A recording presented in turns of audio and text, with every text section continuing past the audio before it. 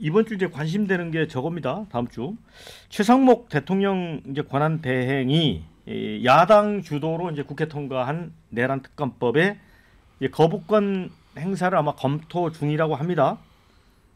이제 지난 18일 정부로 이송된 내란 특검법은 2월 2일까지 공포를 하거나 거부권을 행사해야 합니다. 또 1, 2일은 토, 일, 요일이어서 오늘 오후 국무회의에서 결정될 전망입니다.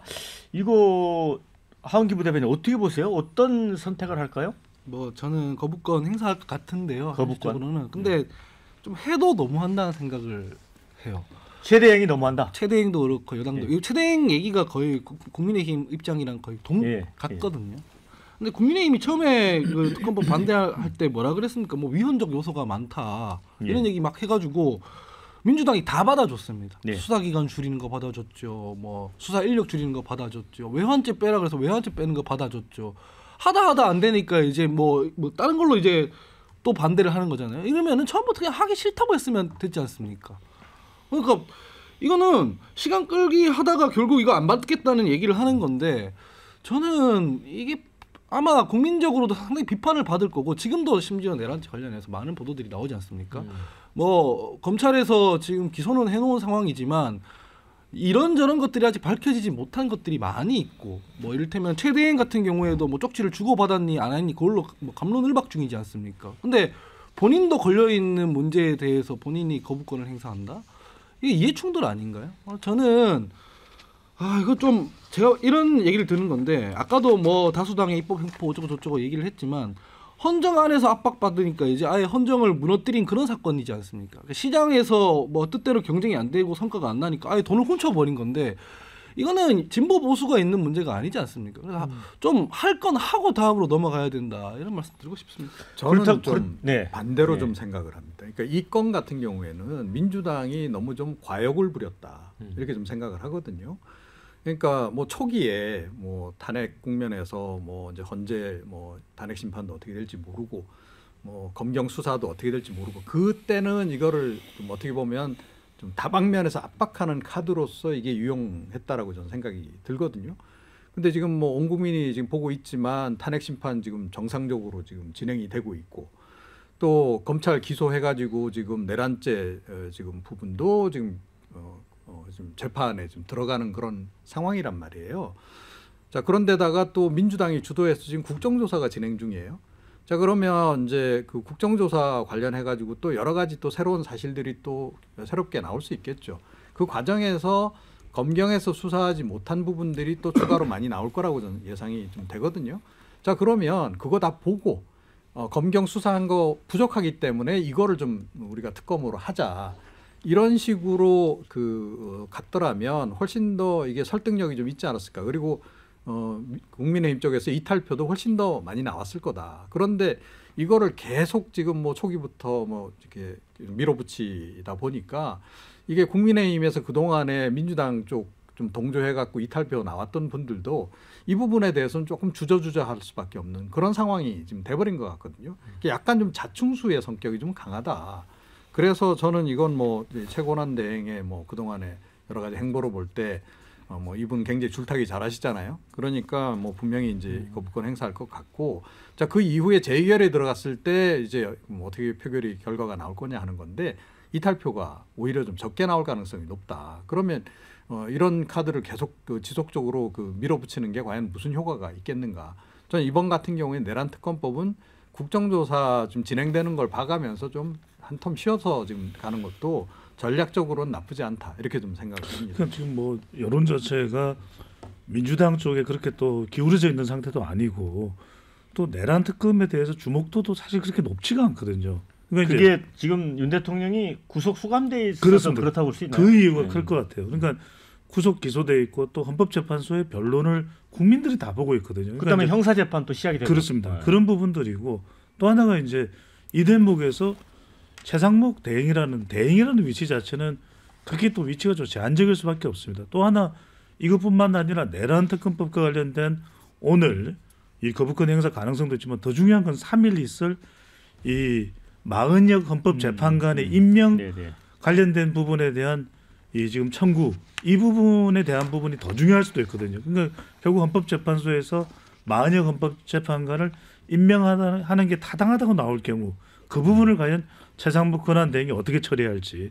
근데 지금 최상목 권한대행을 탄핵하겠다 압박하는 것은 민주당 쪽으로 별로 여론에 유리할 건 없어요. 지금 상황을 보면은 양쪽 다 결집하는데 중도가 동요될 수가 있거든요. 그러면 차라리 민주당은 좀 더 전략적 대응을 할 필요가 있을 것 같아요. 국정조사도 있고. 그러니까 내란 특검을 너무 밀어붙이기보다는 좀 진행되는 상황. 더군다나 마은혁 헌법재판관 쪽에 더 무게를 둘 수도 있거든요. 야, 헌법재판관 빨리 임명해라. 이거는 9명 정족수를 채워야 되는 거 아니냐. 이게 더 효과적일 수도 있는 거죠. 그러면 오히려 9명을 다 채운 헌법재판소의 운영 자체가 민주당에서는 더 효과적일 것이고 충분히 또 중도층이나 여론의 명분도 얻을 수 있을 가능성도 더 높아 보인다는 것이죠. 그래서 이제 민주당이 이런 얘기를 하잖아요. 만일 최대행이 내란 특검법을 거부한다면 국민의힘과 결탁했다는 의심을 피할 수 없을 것이다. 그래서 이제 마은혁 헌재 재판관 추가 임명 문제를 말씀을 하셨기 때문에 민주당도 사실은 그쪽에 관심이 가 있는 게 아닌가라는 생각도 들고요. 아니 이제 내란 특검법이 아무런 의미가 없어졌습니다. 대통령 구속 기소됐잖아요. 지금 나머지 사람들도 전부 구속 기소되고 수사 대상으로 남아 있는 사람은 우종수 경찰청 국수본부장 이분밖에 없어요. 이분이 지금 그 핸드폰이 압수수색 돼가지고 검찰이 가지고 있고 그 포렌식 문제만 그거 하나만 쟁점이 남아 있고 나머지 다 구속 기소가 돼 있는데 내란 특검법으로 조사할 사람도 없고 내란 특검법으로 조사할 범죄도 없어요. 이 상황에서 뭘 지금 만들어 가지고 하겠다는 건지 제가 이해가 안 되고 딱 하나 이 내란 특검법이 의미가 있었던 순간이 있어요. 그거는 공수처와 경찰과 검찰의 수사권 문제가 있었을 때. 근데 민주당이 공수처 수사권 있다는 걸 존재로 공수처가 체포영장 집행하러 가는데 총을 맞더라도 집행하라는 식으로 하고 그리고 결국에는 검찰도 그 중앙지방법원에서 구속영장 기간을 불허가를 하는 그런 그 어떤 조치가 있었음에도 불구하고 구속 기소를 해버렸잖아요. 그러면 이제 수사권 문제도 없어진 거예요. 지금 그 구속 기소된 피고인은 그 사람을 불러가지고 다시 수사할 수가 없습니다. 강제 수사가 금지되고 이미 수사 받을 것도 아니기 때문에 더 지금 할 수 있는 게 없고 지금 내란 특검법이 입법이 된다 그래서 뭐 그 강제 구인을 하거나 그럴 수가 없어요. 그래서 의미가 없어졌다. 그리고 최상목 권한대행 같은 경우도 뭐 탄핵 문제가 있을 수가 있는데 최상목 권한대행이 헌법재판관 2명을 임명한거나 아니면 권한대행의 대행이 되자마자 그 해병대 방문한거나 뭐 저는 개인적으로는 최상목 권한대행의 탄핵에 대해서 반대하진 않아요. 그렇다고 찬성하지도 않는데 어쨌든 이분 하나 살리려고 말이 안 되는 특검법을 뭐 그대로 그 재표결도 안 하고 그 거부권 행사도 안 하고 뭐 재표결에 또 누가 일부 이탈표가 생기고 그럴 것 같지는 않습니다. 짧게만 더 붙이면 내란 특검법의 효과는 국민의 힘을 압박하는 효과가 있어요.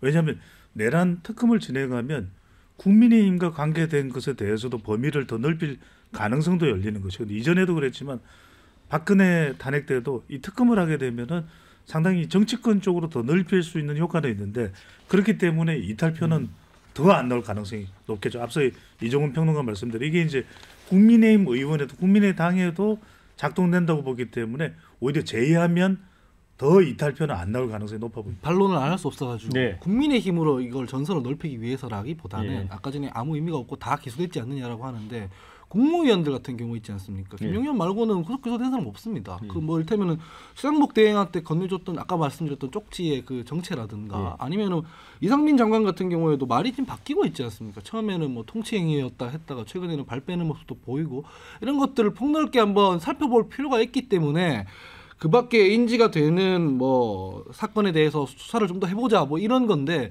아까 그 말씀하신 왕급 조절 관련해서 아까 전에 평론가님 말씀하신 비판은 좀 받아들일 수 있다고 생각을 하지만 이게 지금 뭐 다 이미 종결된 것처럼 말하는 것은 되게 사실을 호도하는 거다 말씀드립니다. 자 그런데 이제 댓글에 보면 최상목 대행이 민심을 제대로 받들어야 된다. 그러니까 내란 특검법 이제 거부권 행사하면 안 된다 그런 주장도 있고 반면에 세금 낭비다, 국민 혈세 낭비의 여론몰이다 이런 주장도 있습니다. 그런데 이 사안을 좀 이렇게 객관적으로 들여다보면 윤 대통령이 구속은 됐지만 어떤 수사기관도 한 번도 대면 조사를 하지 못하고 이제 결국 재판에 넘겨졌잖아요. 그래서 특검을 통해 조사를 할 필요성은 있지 않느냐라는 그 주장도 있을 것 같아요. 그런데 윤 대통령이 뭐 특검이라고 한들 조사에 응하겠습니까? 아, 거기서도 입을 열지 않을 것이다. 그렇죠. 네. 그리고 뭐 이제 뭐 윤 대통령의 그 노선은 좀 분명한 거 아니에요? 예. 그러니까 헌재 탄핵 심판에는 적극 임하겠다.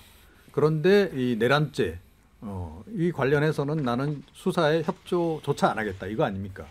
그 기조가 흔들릴 가능성은 뭐 거의 희박하지 않나 이런 생각이 들어요. 그래서 설령 특검이 뭐 강제 구인을 시도하고 뭐 할 수는 있겠으나 거기에 응하지 않을 가능성이 굉장히 높다. 그리고 그 동안에도 뭐 응하지 않았던 그 현장 뭐 방문 조사 이런 거에 또 응하겠습니까? 그래서 이거는 특검을 한다 그래갖고 이제 해결될 문제는 전 아니다라고 생각을 좀 하고요.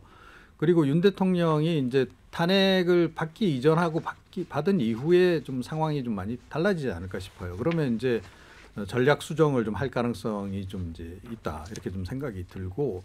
근데 뭐 사실 이거는 뭐 제가 뭐 법률 전문가도 아니고 윤 대통령이 저보다 훨씬 법률을 잘 아시는 분이기 때문에 이런 말씀 드리긴 뭐 하긴 한데 윤 대통령이 내란죄 부분에 대해서 대응을 안 하는 게 지금 굉장히 불리하게 지금 작용을 할 수밖에 없지 않나 이런 생각이 들어요. 예를 들어서 처음에 뭐 이제 그 검경 수사하는 과정에서 처음부터 출석에 잘 응하고 그랬으면 구속이 됐겠습니까? 그리고 그럼 불구속 상태에서 이제 수사에 뭐 긍정적으로 뭐 좀 협조를 좀 잘했다. 예를 들어 뭐 출석까지는 안 하더라도 하다못해 방문조사 이런 거라도 좀 수용을 했으면 뭐 제가 보기에는 지금 오히려 좀 그 형세가 본인에게 조금 더 유리할 수 있지 않았나. 요즘에 여론의 흐름도 좀 그렇고 그런데 전략을 좀 잘못 수립하신 게 아닌가 그런 생각이 듭니다. 이건 좀 첨언을 드립니다.